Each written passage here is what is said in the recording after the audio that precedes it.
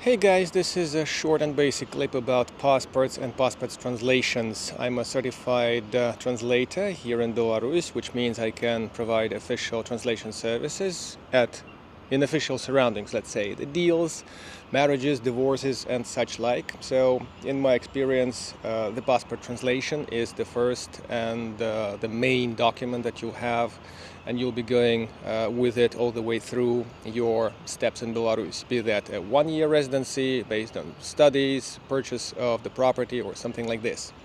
So if you decided to move to Belarus, you will need a passport translation, but do not make a mistake of translating it overseas, because it has to be done here.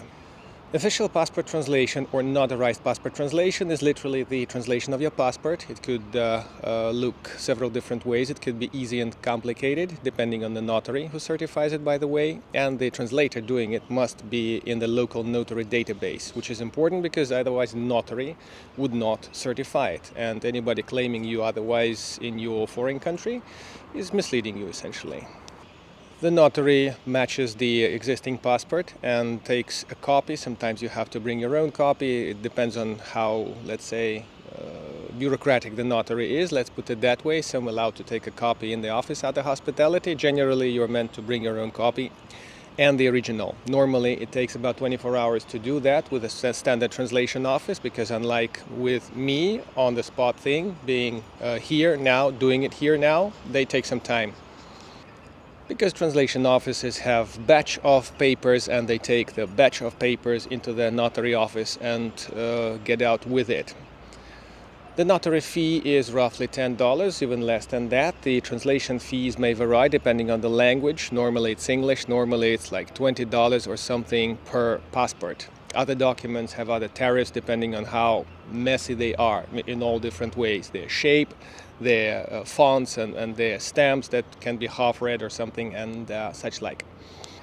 As far as I know, and I think I've learned a lot over the last 4 years relocating people to Belarus, there is no law or rule to carry your passport on the street. The police has the right to identify you and match this knowledge with some existing crime case or misdemeanor case, but on everyday basis this just doesn't happen. So you may have read some scientific resources that say don't travel to Belarus somewhere in the US, let's say, saying that you must carry a passport on you. It's not true. You can keep it at some safe place like hotel or whatever, and there's not really a requirement to carry your identification on you. These days everybody mistrusts all the global platforms, all sorts of Google Drives and disks and other crap, and it's my highest recommendation to have your papers scanned, to have good, although not like 100 megabytes quality scans of your papers, and have them available at hand if you're moving on with your relocation process to share here and there, because they must be available on the spot. And sometimes, although you may not have the original, you will have your copy on you, and this may be printed out and substitute the original at some not so vital operations.